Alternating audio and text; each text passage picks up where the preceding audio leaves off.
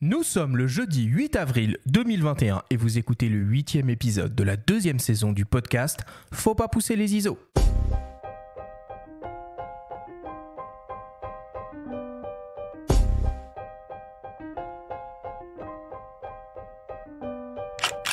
Bienvenue sur Faut pas pousser les ISO, le podcast entièrement dédié à l'image pour tous les passionnés de photos et de vidéos. Je suis Arthur Azoulay et cette émission vous est proposée par le magazine Le Monde de la Photo. Cette semaine, on parle matos et on fait un peu de shopping avec des vendeurs spécialisés de Fox, Camara, la Fnac et Miss Numérique. Nous avons demandé leurs conseils dans 4 scénarios différents: passage du réflexe à l'hybride, passage du smartphone à l'hybride, passage de l'argentique au numérique et passage à la vidéo. Cet épisode vous est présenté par Jouméo, votre espace de stockage et de partage photos et vidéos. Jouméo, sauvegardez l'essentiel.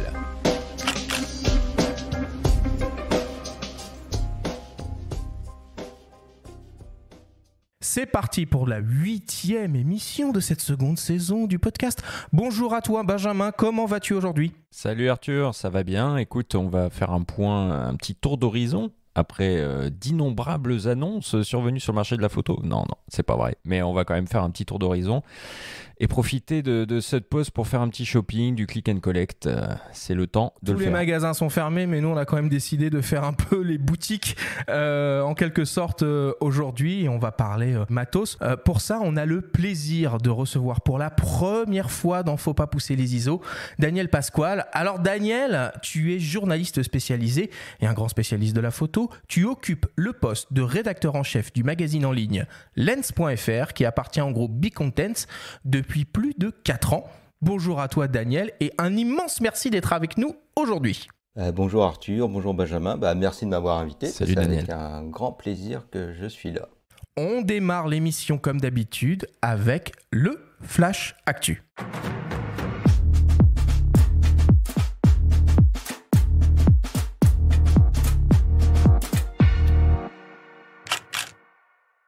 Cette semaine, dans le Flash Actu, Sennheiser renouvelle son micro Canon MKE 400.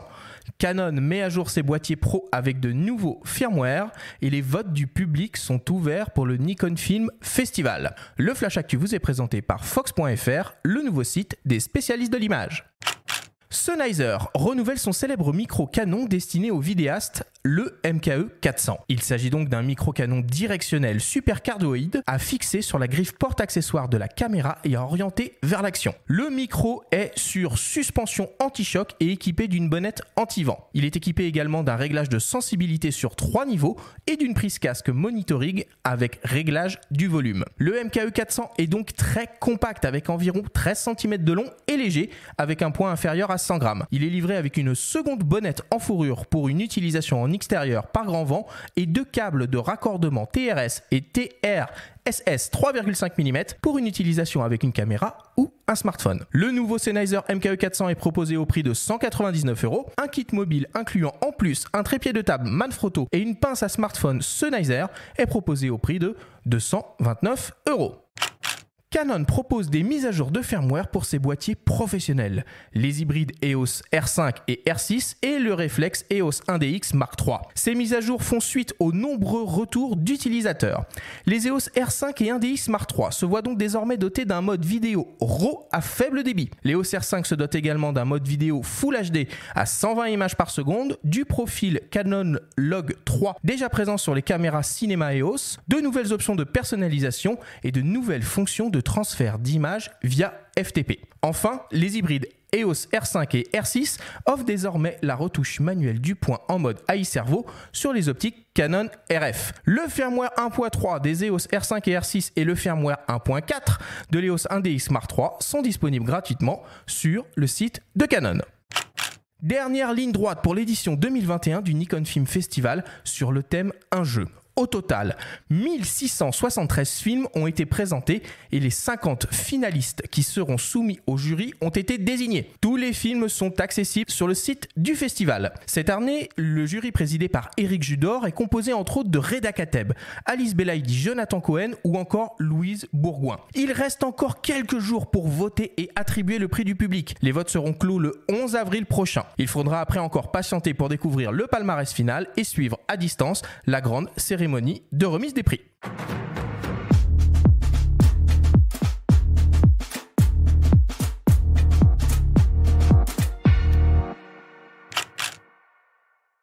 Bon, c'est tout doux cette semaine en termes d'actualité, non ? Ouais, c'est doux, mais c'est bien de voir Canon proposer des mises à jour de firmware parce qu'ils nous y habituaient pas trop sur leur réflexe. Alors peut-être que l'hybride va faire bouger les lignes, l'hybride 2436. C'est bien qu'ils fassent évoluer les boîtiers aussi. Donc il faut espérer que ce soit pas juste comme ça un coup pour voir et que ce soit une vraie politique et qu'ils reviennent un peu sur ce qu'ils faisaient sur les réflexes. On les a suffisamment tensés, en tout cas nous dans nos colonnes, à ce sujet. Donc qui suivent un peu ce que font Fuji, ce que font Lumix, etc. Sur cette voie et c'est pas mal. Les mises à jour, oui, Fujifilm était un des précurseurs dans ce domaine, en faisant évoluer régulièrement leur boîtier. C'est vraiment important et intéressant. Et puis, pour les gens qui achètent un appareil photo, c'est un investissement. Et je pense que ça les rassure de savoir que leur boîtier va être utilisable dans le temps et ne va pas être figé et pouvoir évoluer sans avoir à changer de boîtier tous les 3 ou 4 ans s'ils veulent continuer à bénéficier des dernières évolutions technologiques. Non, ça c'est vraiment un gros point et c'est bien que tous les constructeurs s'y mettent. J'espère comme Benjamin que Canon va poursuivre et que ça ne sera pas juste un coup d'essai. Alors moi j'ai été particulièrement impressionné par le nouveau micro Sennheiser, là, le MKE 400, parce que je connais le modèle précédent et là c'est vrai que la nouvelle version est infiniment plus compacte et légère que l'ancien modèle. C'est complètement dingue qu'ils arrivent à miniaturiser à ce point des équipements aussi précis et performants. Qu'est-ce que t'en penses, Daniel ?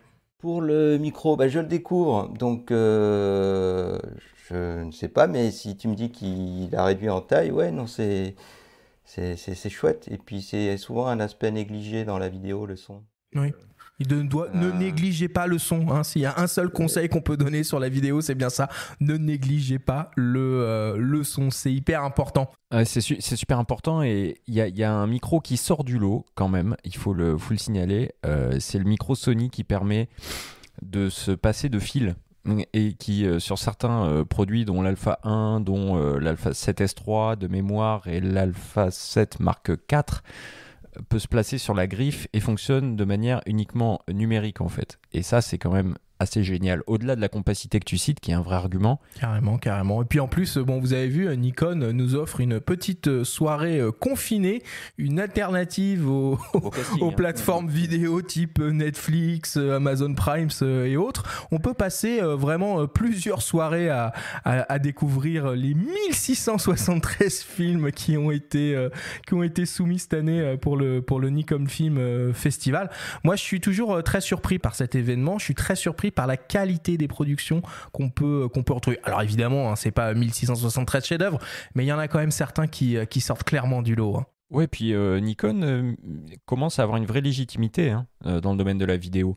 Ça fait un moment rappelons quand même que ça a été la première marque finalement à sortir un réflexe qui filmait à l'époque. Le D90, ça a été le tout premier réflexe à proposer de la vidéo. Ils ont devancé Canon à l'époque. Et quand on regarde les specs un peu, on va peut-être en parler tout à l'heure, mais quand on regarde les specs des Z6, Z7 en hybride, et ce qu'ils permettent de faire avec un enregistreur externe, on peut tout à fait produire des choses d'un niveau professionnel. Donc c'est intéressant de voir Nikon dans ce domaine-là. Alors moi, parmi les autres sujets d'actualité là que j'ai un peu repéré, on a notre ami et du coup maintenant confrère, le photographe Johan Lolos, qui a lancé son podcast intitulé Blue Hour. Alors Benjamin, tu as écouté, qu'est-ce que tu en penses ? On l'a eu au micro, Johan, quand on a consacré une émission à Instagram et la photographie, ou plutôt les photographes et Instagram. Il nous avait dit plein de choses très très intéressantes. Et il nous avait annoncé à cette occasion qu'il lançait son podcast très prochainement.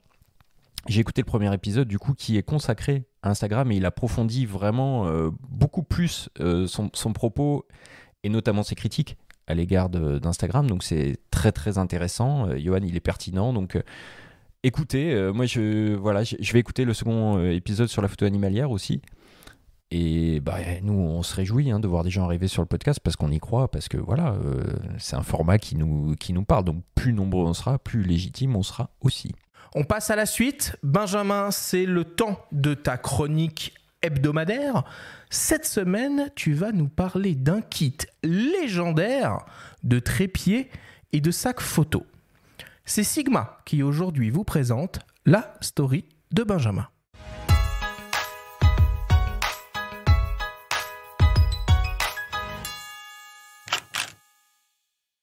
Et pourquoi pas nous ?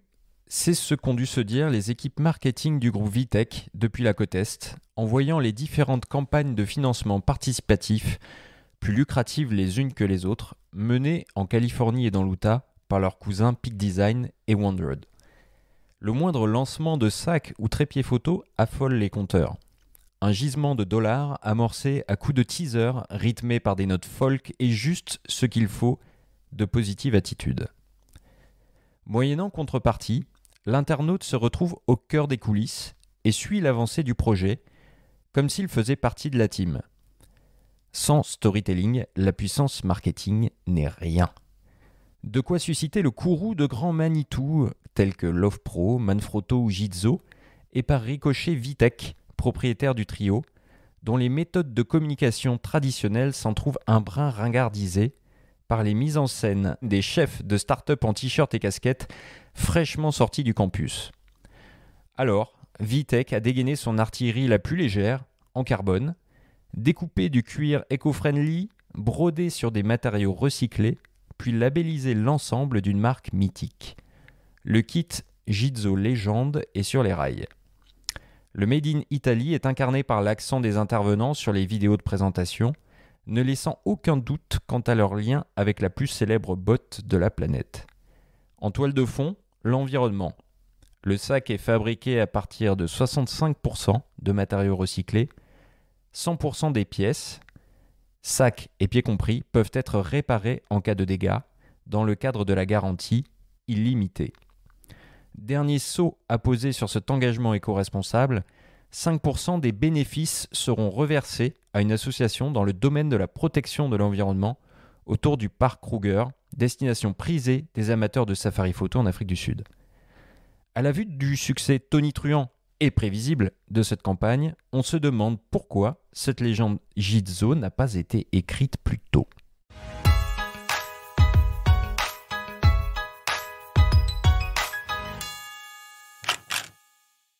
Alors il sort quand ce kit légendaire ? Oui, alors ce kit il devrait être disponible courant juin pour tous les gens qui ont contribué à la campagne, qui est un succès évidemment. Quand on a une marque comme ça. Combien ils ont ramassé ? Pour l'instant, il reste, donc au moment où l'émission est diffusée, il doit rester 3-4 jours de campagne encore. Et ils ont amassé plus de 580 000 euros, alors qu'ils avaient besoin de 17 000 et quelques pour que le projet sorte. Le projet serait sorti quoi qu'il arrive, précisait la marque.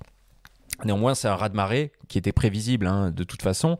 C'est vrai que participer à la campagne, c'était intéressant parce que le prix descendait considérablement par rapport à celui qu'il va être dans le commerce, puisqu'il faudra compter 875 € pour acquérir ce kit. Or, sur le site, pour acquérir les deux, il fallait juste, entre guillemets, débourser 576 €. Ça fait quand même une économie substantielle, quoi. Petite question, mais le produit, il était déjà développé et prêt à être produit ou c'est la campagne qui fait En fait, le produit allait sortir quoi qu'il arrive. Disons que la campagne permet plusieurs choses. Donc, elle donne accès à cet engagement écologique auprès d'une association, la création d'emplois auprès de jeunes Sud-Africains dans le parc Kruger, et miser sur l'éducation et la sensibilisation à l'environnement. Donc, ça, c'est une chose. Et l'autre chose qui n'est pas négligeable aussi, c'est qu'en participant à cette campagne, tous les gens qui ont contribué auront droit à une garantie illimitée sur les produits, ce qui ne sera pas le cas des gens qui se procureront ce kit dans le commerce. Et ça, c'est un point qui est quand même très important, notamment sur l'engagement, on va dire, éco-responsable des produits qui sont réparables à vie, précise la marque. Donc, un kit sera disponible pour qu'on puisse le faire soi-même. Sinon, on pourra, avec cette garantie à vie, renvoyer le matériel pour les pièces qui sont plus compliquées à réparer, dans la limite de ce qui est garanti, évidemment. Toutes les conditions seront précisées à l'issue de la campagne un petit peu plus. Donc cette démarche, elle est quand même intéressante. Et pourquoi je parle de ça aussi ? Parce que dans le numéro là, qui va sortir la semaine prochaine, on a confié un dossier à notre cher confrère Bruno Labarbère sur l'écologie et la photo, de manière plus globale, pour faire le tour un petit peu des actions, des initiatives qui existent au sein des différentes marques, pour s'apercevoir qu'il n'y en a pas tant que ça d'ailleurs. Mais récemment, on a pu voir que Nikon propose un certificat d'1 an sur des produits d'occasion qu'ils ont eu au sein de leur SAV. Donc ça, c'est très très bien. On a constaté que Eizo, par exemple, a réduit de 50% ses émissions de CO2 en 3 ans. Il y a d'autres initiatives qui vont un petit peu contre l'obsolescence programmée. Sigma va proposer des changements de monture sur les objectifs. Par exemple, si on a acheté une optique en monturelle, mais on veut passer chez Sony en montureux, on peut confier l'optique sans la changer. Donc c'est plein d'initiatives comme ça qui grandissent. Et puis pour finir, le gouvernement a mis en place aussi un indice de réparabilité en début d'année sur les produits électriques et électroniques. La photo n'est pas encore concernée, mais elle devrait l'être bientôt. Et en attendant, il est intéressant un petit peu de voir de quelle manière les différents acteurs vont se positionner autour de tout ça, quoi. Super, écoute, merci Benjamin. On attend d'avoir ce trépied et ce sac entre les mains pour avoir un peu plus de précision quant à leur pertinence en tant que sac et trépied pour le coup. Le storytelling, c'est bien, mais ça reste quand même des accessoires qu'on veut utiliser en tant que photographe sur le terrain. Surtout que c'est un peu la quête ultime. Je sais pas vous les gars, mais le trépied, le sac, c'est un truc, il n'y en a jamais un qui suffit, quoi. Personnellement, j'ai jamais trouvé. J'en ai plusieurs en fonction des besoins. Voilà. Ouais, c'est ça. Mais ça prend de la place. Ok, bon allez, on passe à la suite. Je vous propose qu'on fasse une petite pause, une petite respiration. On revient dans quelques instants après une courte publicité. Vous aimez Faut pas pousser les ISO ? Et si vous découvriez Le Monde de la Photo, le magazine ? Disponible en kiosque sur tablette et ordinateur ou par abonnement, il est le parfait complément de votre podcast préféré. Tous les mois, retrouvez des actualités, des portfolios, des enquêtes, des reportages, des tests, des conseils pratiques et de prise de vue, des tutoriels pour retoucher vos images, pour devenir un photographe accompli. Infos et modalités d'abonnement disponibles sur lemondedelaPhoto.com. Nous sommes de retour dans Faut pas pousser les ISO avec Benjamin Favier du magazine Le Monde de la Photo et Daniel Pasquale du magazine en ligne Lens.fr. Cette semaine, on fait du shopping pour préparer l'arrivée des beaux jours et on l'espère tous, la libération et le fait de pouvoir circuler ou voyager librement. Nous allons mettre à l'honneur dans cette émission les vendeurs spécialisés de 4 enseignes photo différentes. Fox, notre partenaire historique, Camara, la Fnac et Miss Numérique.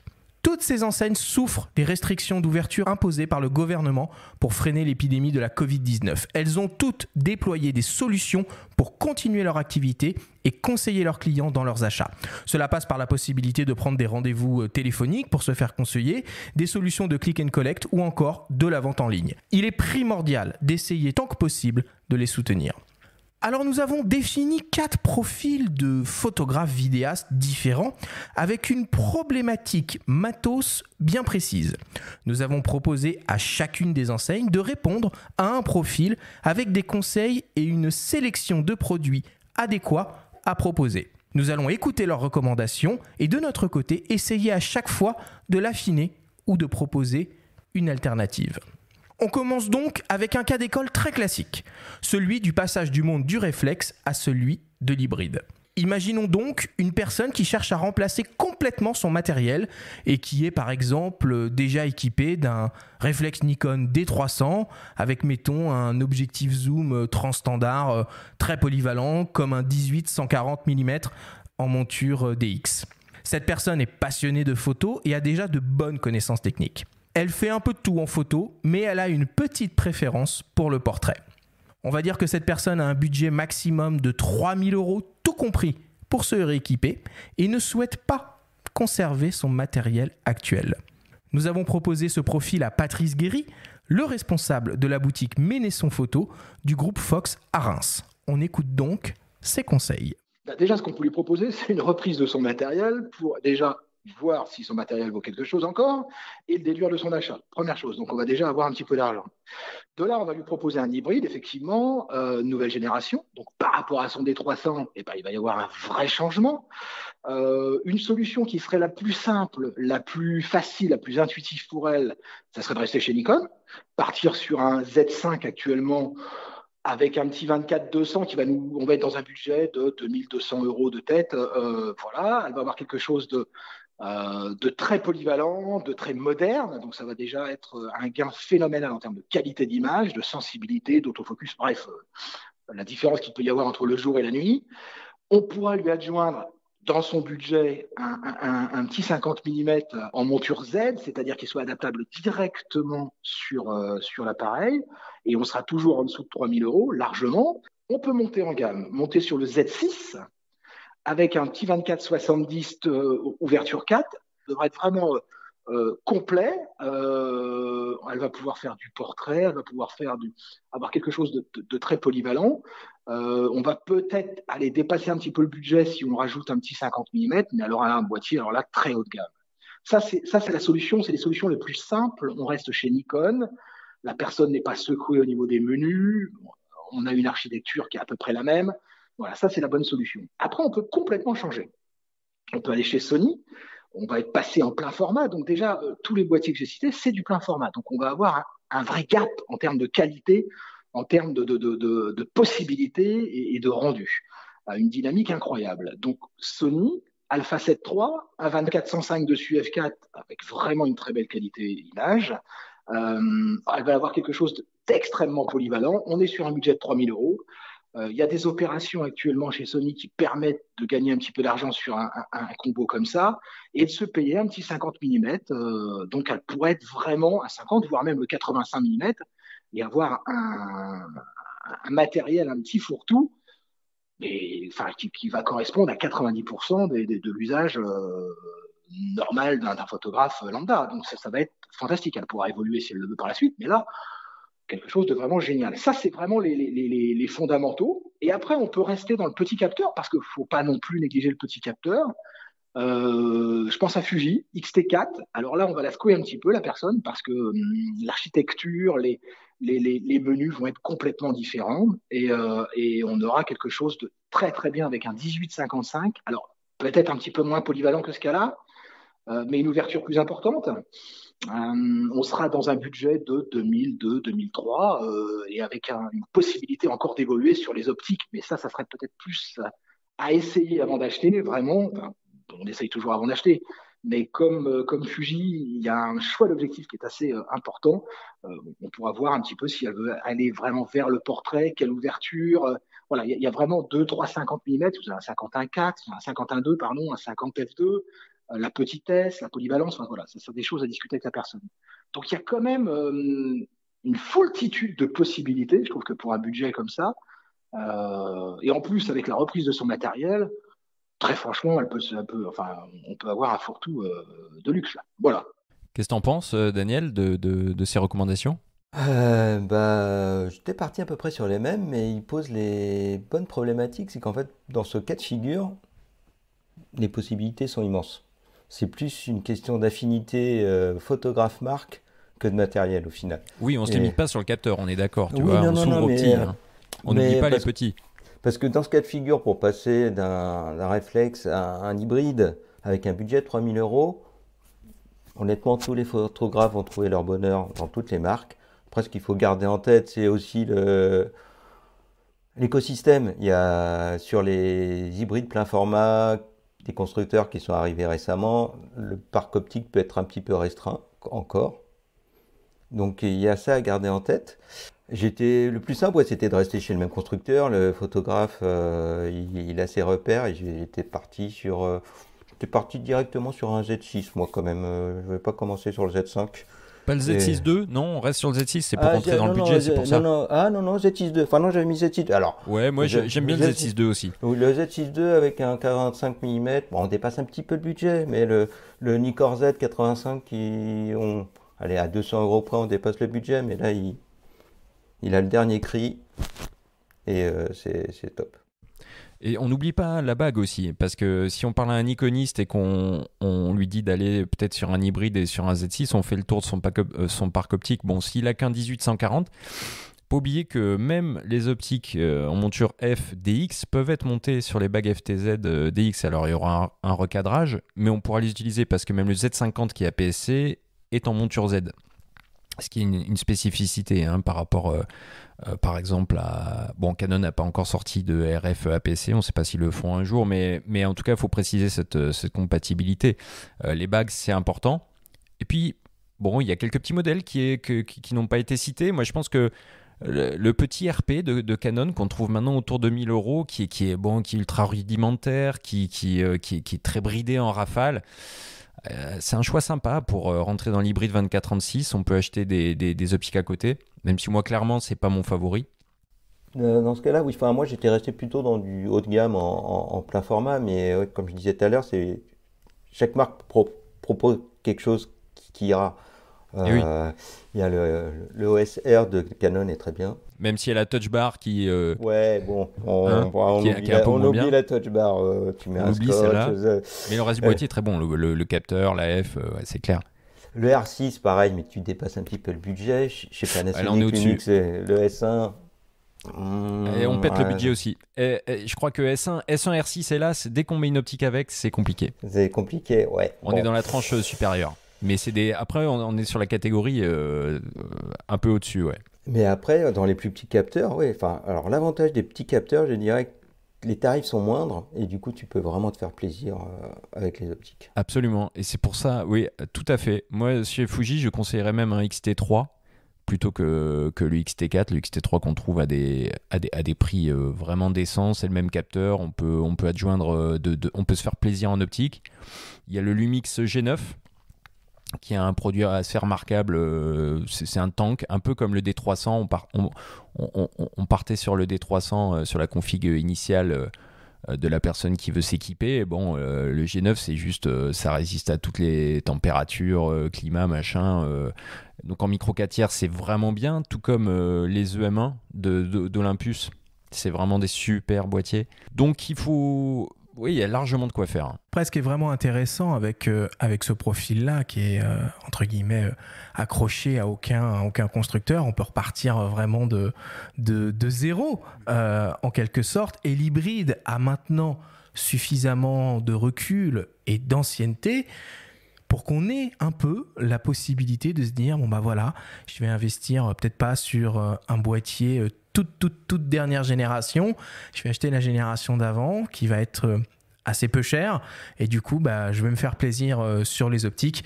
Moi je suis plutôt de cette école là de se dire bon bah voilà, on met entre guillemets le minimum de sous dans le boîtier qui peut être amené à être renouvelé, je sais pas moi, tous les 3 ans, tous les 5 ans, et par contre de mettre le paquet sur l'optique et de se faire plaisir avec des objectifs lumineux, pas forcément rester chez le constructeur initial, mais aller voir ce qui se passe sur des marques comme Tamron, comme Sigma, comme Laowa, comme Samyang. Enfin voilà, pour le coup, en termes d'optique, il y a vraiment de quoi se faire plaisir. Je te rejoins là-dessus parce qu'on a quand même tendance à garder ses optiques plus longtemps que son boîtier. Bon, après, il faut choisir sa chapelle au départ et pas se tromper. Mais une fois qu'on a un parc optique, on le garde et on peut changer d'appareil plus facilement. Affirmatif. On passe au deuxième scénario. Alors, on va attaquer un second cas d'école, celui du passage. Et oui, on va prendre un petit coup de vieux, les gars. Du monde du smartphone à celui des véritables appareils photo. On imagine donc une personne qui est fan de photos et qui partage régulièrement ses images sur les réseaux sociaux, alors de ses voyages, de son quotidien et de sa passion. On va dire que cette personne est passionnée par la pâtisserie. Elle souhaite franchir le cap dans la qualité de ses images et être aussi en mesure de faire des tutos vidéo de ses recettes.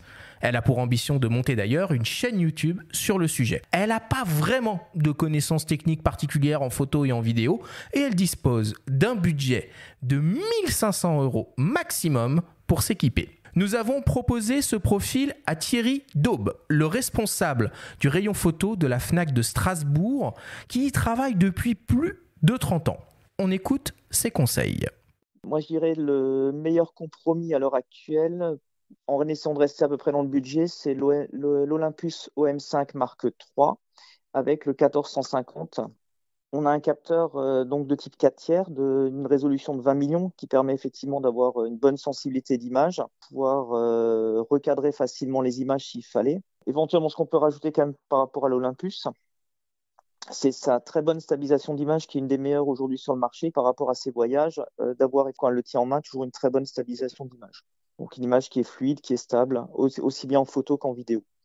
Comme la plupart des appareils photo, l'Olympus est pilotable en Wi-Fi et en Bluetooth par rapport à un smartphone, qui permet effectivement même d'avoir le retour vidéo, ce qui permet d'avoir un angle décalé si l'appareil photo est placé au-dessus du plan de travail de la cuisine, par exemple. Et après, de pouvoir récupérer directement les photos ou les vidéos, de pouvoir les transférer sur les réseaux sociaux directement sans autre manipulation.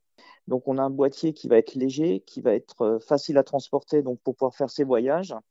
L'optique étant polyvalente, on va pouvoir faire aussi bien des photos de paysage que effectivement un zoom pour pouvoir rapprocher le détail. Non, puis après, le budget sur le micro 4 tiers en termes d'objectifs, de référence d'objectifs, c'est quand même la référence la plus développée, puisqu'on a quand même deux grandes marques d'appareils photo, donc Panasonic et Olympus, qui sont équipés, et on trouve du Laowa, on trouve du Samyang, effectivement totalement compatible. Donc par la suite, elle pourra compléter son parc avec des optiques macro, par exemple, qui seront plus dédiées à la pâtisserie, ou des zooms très puissants, puisqu'on peut aller jusqu'à, sans trop de problème, 800 mm, mais dans des prix très raisonnables par rapport à ce qu'il y a aujourd'hui sur le marché. L'écran est tactile, donc il est orientable totalement, donc elle va pouvoir se voir sur l'écran. Donc pour avoir le retour vidéo, ça lui évitera d'avoir un appareil extérieur.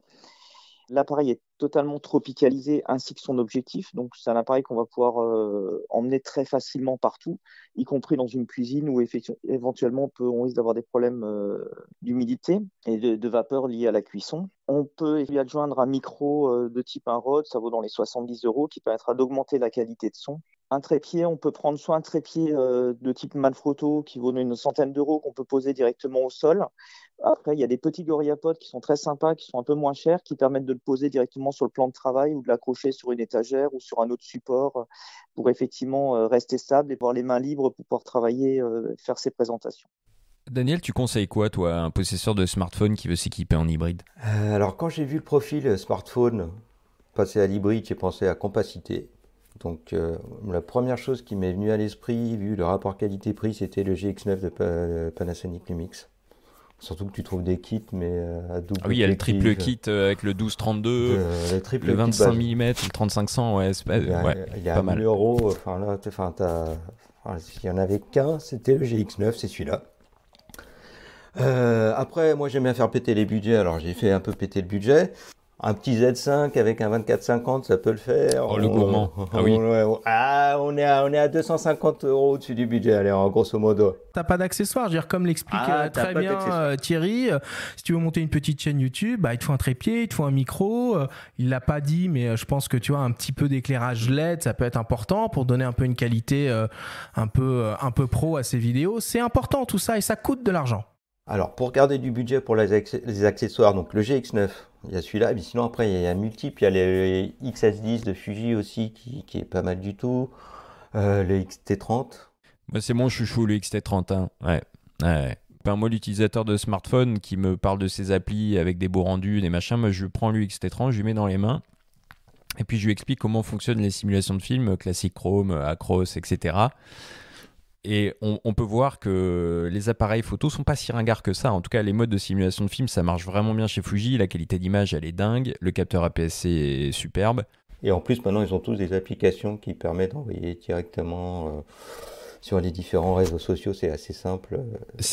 Oui, l'appairage est quand même devenu enfin relativement simple, ouais, en Bluetooth. C'est vrai que c'est pas facile pour ces entre guillemets primo-accédants qui rentrent dans l'univers de la photo et de la vidéo et qui ont une simple, c'est un peu péjoratif, mais qui ont uniquement une expérience au smartphone. C'est un peu déroutant. Puis c'est des appareils qui sont quand même un petit peu plus compliqués à utiliser qu'un smartphone. C'est pas les mêmes automatismes, c'est pas les mêmes réglages, c'est pas la même manière de les prendre en main. On fait pas les photos de la même manière avec un smartphone qu'avec un appareil photo. C'est important de pouvoir se faire conseiller dans ce cas de figure, ce qu'il faut faire le bon choix au début, quoi. Ouais, mais Daniel a raison, la compacité, c'est peut-être le totem, enfin, c'est peut-être le principal argument pour convaincre ces personnes-là et du coup aussi trouver le bon petit sac qui va bien pour que ce soit pas trop encombrant, que ce soit facile à amener un peu partout. C'est pas simple, c'est pas simple. Quelqu'un qui est dans cette démarche, c'est qu'elle veut déjà aller au-delà de la photographie par smartphone, donc elle veut aller un pas plus loin. Pas de plein format, mais 4 tiers, de la PSC, je pense qu'il... Même si en plein format, on peut trouver un asset en kit désormais à moins de 1000 balles. Hein. Facile. Ouais, c'est les vieilles Absolument. générations. Oui. Vieille génération, mais toujours très valable en termes de qualité d'image. On a juste un déclencheur qui est très bruyant. J'ai du mal avec... Je pourrais pas conseiller un Alpha 7 première génération. L'ergonomie est quand même très particulière pour quelqu'un qui vient du smartphone. C'est peut-être déjà trop expert. Après, en tout cas, il y a une fonction qui est très importante pour ce type de personnes, c'est cette possibilité du coup de pouvoir transférer simplement, rapidement et j'ai envie de dire quasiment instantanément les photos qu'on fait, les photos ou les vidéos qu'on fait avec son appareil photo directement sur son smartphone pour pouvoir faire 3 poils de retouche et les partager sans devoir passer par un ordinateur. Et ça, tous les constructeurs proposent quelque chose de plus ou moins ludique et facile à mettre en place.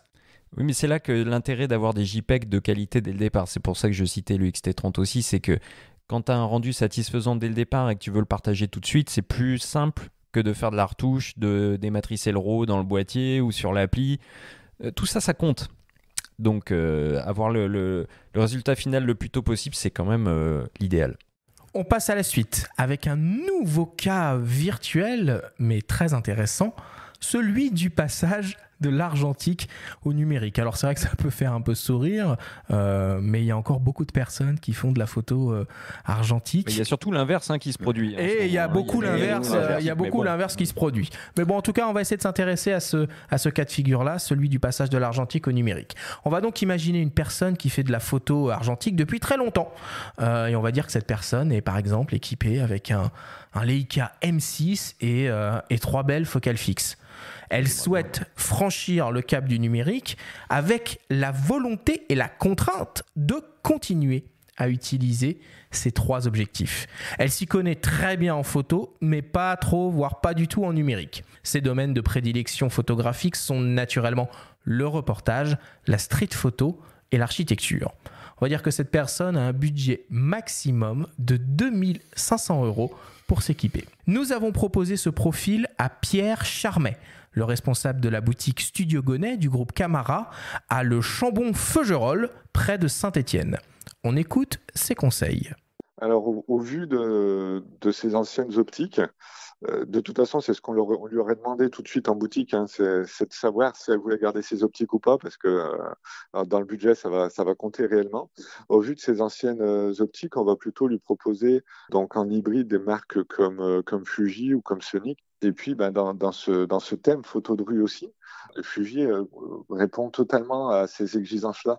C'est-à-dire qu'ils ont un boîtier comme le X Pro 3, par exemple, qui ressemble à la Leica, qui a un look de Leica, qui saura parfaitement répondre aux exigences de la personne qui viendra du matériel photo argentique. Ergonomiquement parlant, on va dire, puis on va pouvoir retrouver sur le dessus du boîtier une molette pour la vitesse. On va pouvoir s'y retrouver des ISO ou la correction d'exposition, par exemple. Ils ont simulé des films comme l'acrophoto. Alors ça, c'est l'un des derniers filtres qui a été sorti.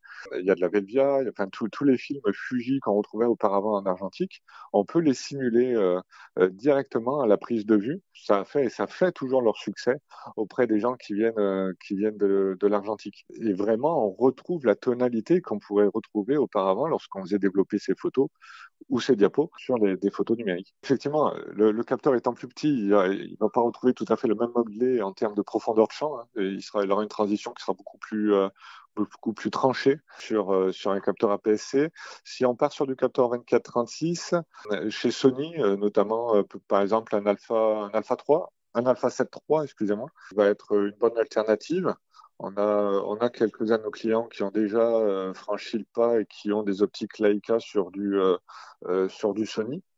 On n'aura pas tout à fait le même charme, on va dire, du vieux boîtier, du look, en tout cas Leica ou Fuji. On sera sur un boîtier un peu plus moderne, mais par contre, en termes de spec pur, donc c'est-à-dire de montée en sensibilité, de qualité d'image, de dynamique des couleurs, on aura par contre un boîtier qui est vraiment ultra satisfaisant. Chez Fuji, il existe une bague faite par la marque pour les optiques Leica, sur lequel on pourra monter n'importe quelle optique M. Attention, hein, pas R. Il faut compter à environ 150 €. Et pour les Sony, il existe une bague. Alors là, Sony ne développe pas de bague pour l'adaptation des Leica M sur Sony. On va les trouver notamment chez des marques comme Novoflex et toujours à peu près dans les mêmes prix, aux alentours de 150, 160 € en fonction du modèle qu'on va choisir. Les bagues, on adhère, Daniel?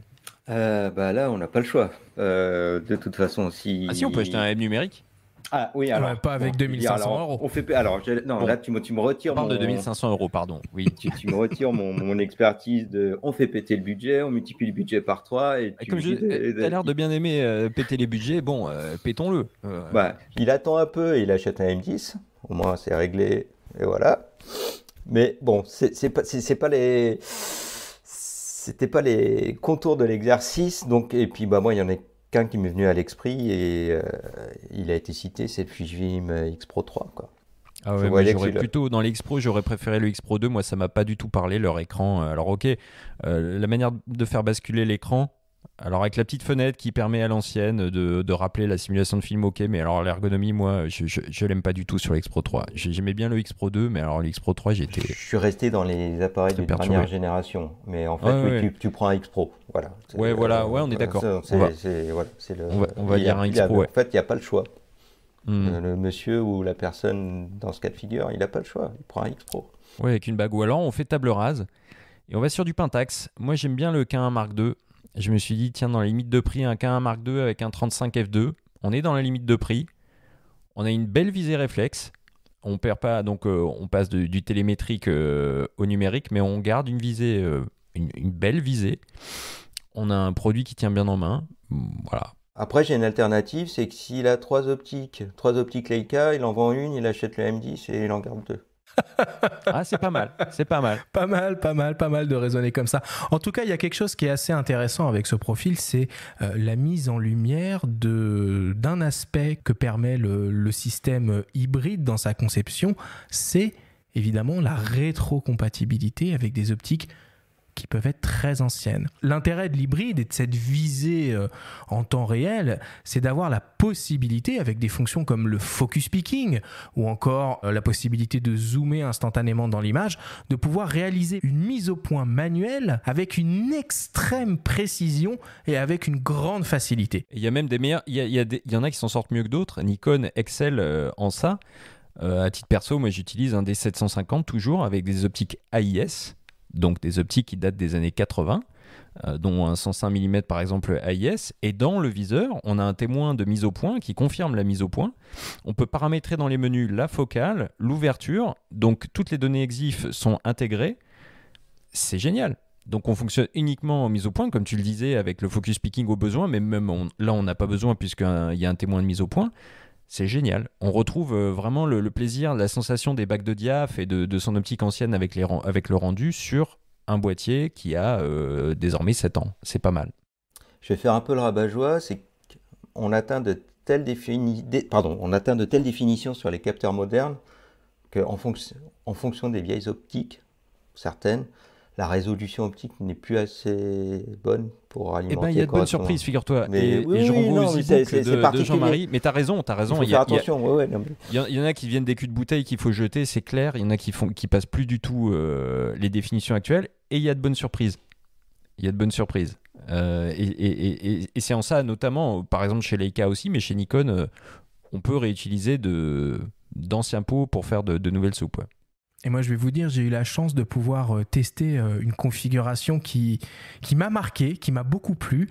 Donc, c'était un Sony Alpha 7 deuxième génération avec ses optiques Zeiss, les Loxia, 100% manuels, mais qui sont magnifiques en termes mais là, elles ont été conçues pour. Elles ont été conçues pour. Elles sont magnifiques en termes de qualité d'image et elles sont d'un plaisir à utiliser en mise au point manuelle. C'est redoutable. Ah, c'est onctueux. Ouais, on est d'accord. Par contre, le prix est onctueux aussi. Hein. Si tu prends des vieilles optiques de ce calibre-là, oui, il n'y a aucun souci. Allez, on continue et on attaque le dernier scénario. On va imaginer une personne qui souhaite se lancer dans la vidéo professionnellement et qui a besoin de s'équiper de A à Z avec une configuration, on va dire, mono-caméra. Elle souhaite pouvoir proposer ses services dans du reportage, de l'événementiel et de la réalisation d'interviews. On va imaginer que cette personne a fait des études d'audiovisuel, elle vient de sortir et que pendant ses études, elle a appris la vidéo avec un réflexe, un Canon EOS 5D Mark II avec un zoom transstandard. Cette personne a fait un gros effort, elle dispose d'un budget de 5 000 € au maximum pour s'équiper et on va dire sans prendre en compte la partie informatique et poste de travail pour le montage. Alors on a proposé ce profil à Nicolas Fonbaron, qui est le superviseur des ventes chez Miss Numérique, qui dispose d'une boutique physique à Nancy et d'un site web. On écoute ses conseils. On pourrait partir sur deux profils différents. Si la personne a bien apprécié l'utilisation de Canon pendant sa formation, on pourrait se diriger sur un boîtier hybride Canon actuel parce que les hybrides sont quand même bien orientés sur le profil vidéo. Donc je dirais un petit R6 par exemple qui est tout à fait performant dans ce genre de situation. Bon, après, c'est du reportage, de l'événementiel. Ça sera plus pour s'orienter sur une partie un peu plus quali, pour jouer avec la profondeur de champ, tout ça, du fait de la taille du capteur. Donc un kit Canon R6 avec un 24-105 stabilisé, pas le F4 parce que sinon ça ferait monter un peu trop le budget. Pour être un petit peu plus run and gun, un petit stabilisateur Ronin SC2, je pense que ce serait pas mal du tout. Pour la prise de son, parce qu'il faut quand même pas négliger le son sur la vidéo, ça joue quand même énormément. J'aurais tendance là d'entrée de jeu orienté vers un micro Rode. Les Videomic NTG sont plutôt pas mal.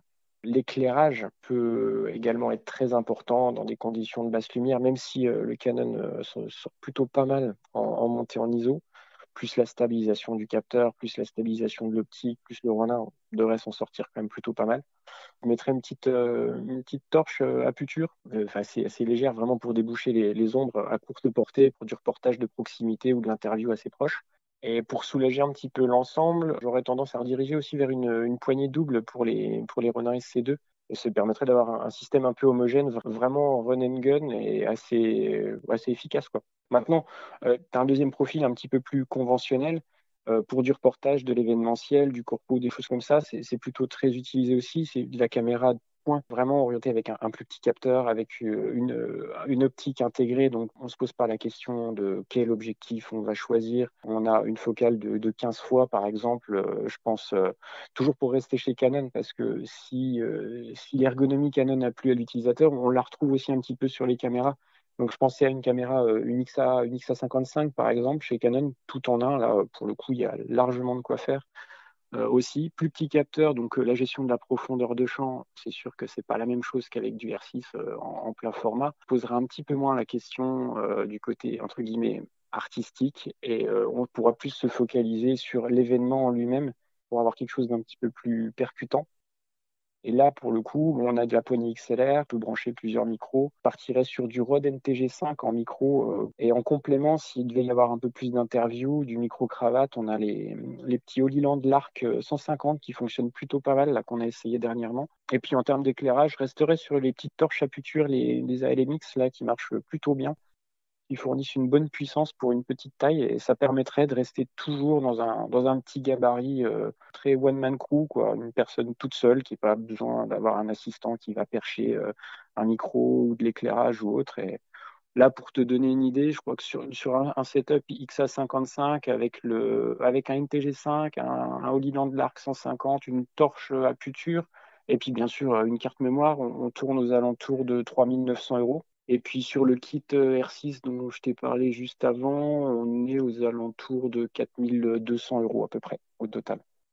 Donc ce qui reste encore une fois dans le budget et qui peut même laisser encore un petit peu de marge si vraiment il y avait 5 000 de budget, de se dire que pourquoi pas acheter une optique à focale fixe pour jouer un peu plus sur la qualité et la profondeur de champ. Ouais, la profondeur de champ, c'est quand même un paramètre hyper important quand on veut faire de la vidéo tout seul. Qu'est-ce que t'en penses, toi, Daniel ? Tout dépend du type de vidéo. Si c'est pour faire du court-métrage ou de l'artistique, oui, la profondeur de champ va être un critère primordial. Après, si c'est pour faire de l'institutionnel, du reportage, de l'interview, c'est un petit peu moins important à mes yeux. Et là, dans cette configuration-là, avec le budget de 5 000 €, il y a justement la question de l'équipement. Et donc, pour avoir du budget pour les accessoires, moi j'ai pensé au Lumix S5. Compact, plein format. On a un tarif raisonnable, ce qui laisse du budget pour les accessoires micro, torche, cache, stabilisateur. La personne peut se faire un petit package complet. Et il ne faut pas oublier le 4 tiers. Et là, je reste encore chez Panasonic Lumix avec les GH5. Ah, les GH5, c'est fantastique. Ouais. Là, pour cette personne-là qui sort de l'école et qui veut se lancer dans la vidéo, avec son budget, elle prend un GH5 qui est vraiment pas cher du tout pour ce qu'ils sont capables de faire, et elle peut se faire plaisir au niveau des optiques, des micros, des accessoires, des gimbals, et là, elle a un pack complet. Mais là, je peux ne conseiller que le GH5. Oui, je suis absolument d'accord avec ça. Tu t'équipes en optique, la double stab marche hyper bien sur le GH5.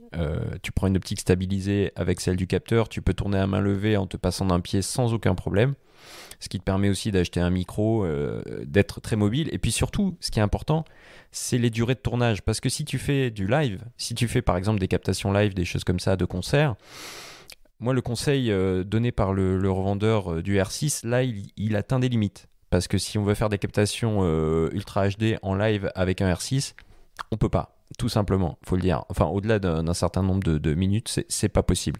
Ça, c'est un élément qui est pour moi hyper important, quoi. Et juste pour finir sur Lumix, c'est important.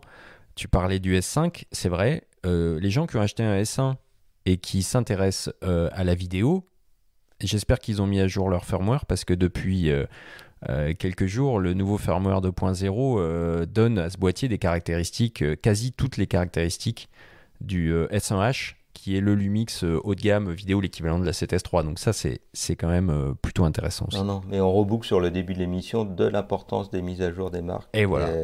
Donc vraiment très très important. Ouais, et les vidéastes sont des gens en général qui aiment bien bricoler.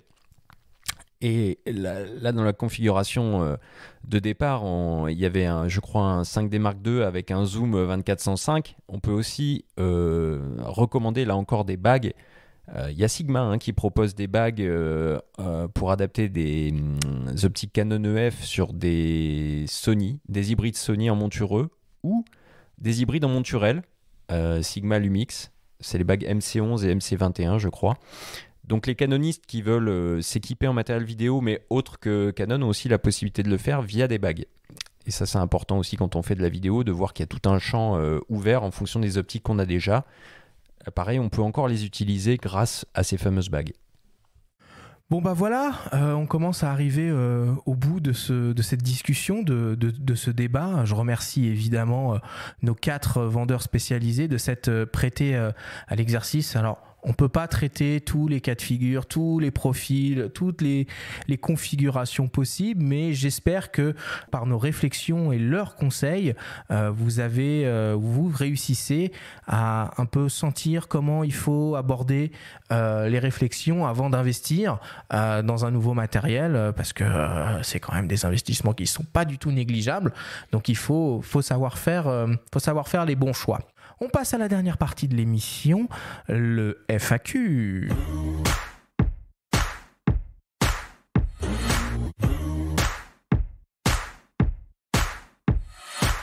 Toutes les semaines, nous vous proposons une petite foire aux questions. Vous avez la possibilité de nous envoyer vos questions le week-end via les réseaux sociaux et notamment Instagram. Cette semaine, c'est un petit peu spécial. On ne va pas faire de questions classiques. On va simplement faire une seule question qui tue. Une question qui tue, mais la contrainte reste toujours la même. Vous avez Daniel et Benjamin, puisque Benjamin, tu vas répondre aussi cette semaine à la question. En même temps ? 30 secondes uniquement pour répondre à la question. Et c'est toi, Daniel, qui commence. Aujourd'hui, si tu devais recommander un seul appareil photo, ce serait lequel et pourquoi ? C'est cool, je vais pouvoir réfléchir, moi. Putain, la question, je vais me mettre plein de gens à dos. Ah bah, elle tue ou elle tue pas. Hein. Ok. Un seul appareil photo. Écoute, je pense que je prendrais alors une famille d'appareils photo, les X-Pro. J'aime bien les X-Pro de Fujifilm. Pour leur aspect un petit peu rétro, photo old school, où tu prends ton temps de faire la photo, de cadrer. Et ouais, non, la street photographie, tranquillou, en marchant, je prendrais un X-Pro. Merci beaucoup, Daniel. Benjamin, tu es prêt ? C'est à toi. Je vais rester sur ma marotte. Le Leica Q2. Voilà, moi je prends celui-là, que celui-là. C'est robuste, ça peut braver toutes les conditions climatiques. Focale fixe très lumineuse, 28 mm f1.7 pardon. Capteur haute définition qui permet de recadrer dans l'image au besoin. Très beau viseur. Allez, Leica Q2, c'est pour moi. C'est un X-Pro avec une focale fixe. Ah ouais, c'est ça.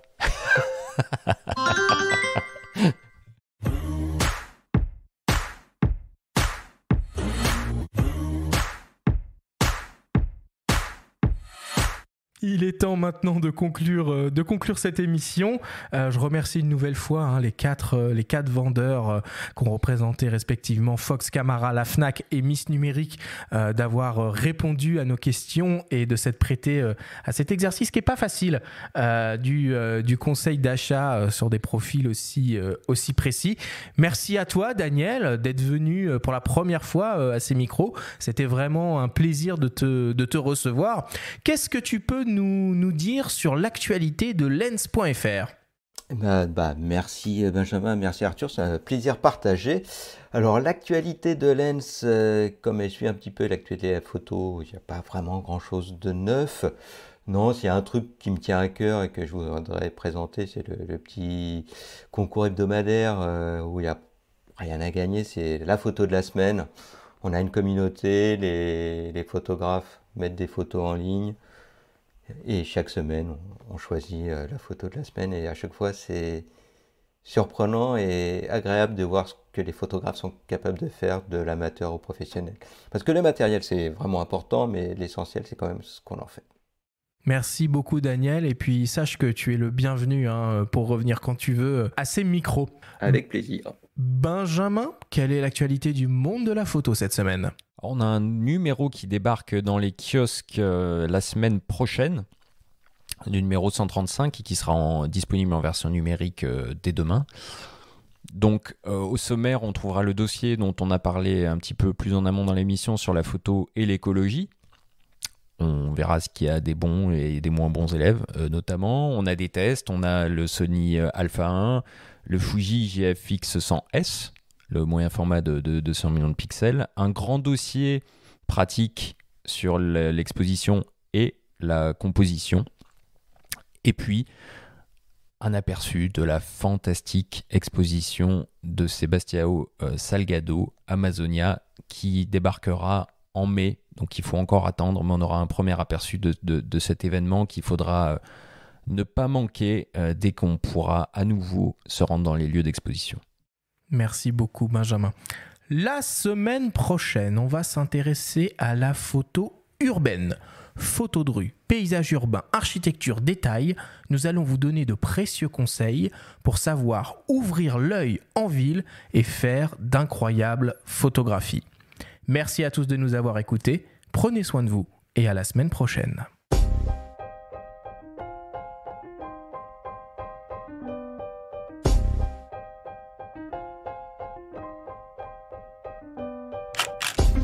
C'était Faut pas pousser les ISO, le podcast entièrement dédié à l'image pour tous les passionnés de photos et de vidéos. Cet épisode vous a été présenté par Zooméo, votre espace de stockage et de partage photos et vidéos. Zooméo, sauvegardez l'essentiel. Abonnez-vous à notre chaîne et retrouvez l'intégralité de nos émissions depuis toutes les plateformes comme Spotify, Apple Podcasts, Google Podcasts, Deezer et YouTube. Rendez-vous jeudi prochain pour un nouvel épisode. D'ici là, faites de la photo et n'oubliez pas, faut pas pousser les ISO.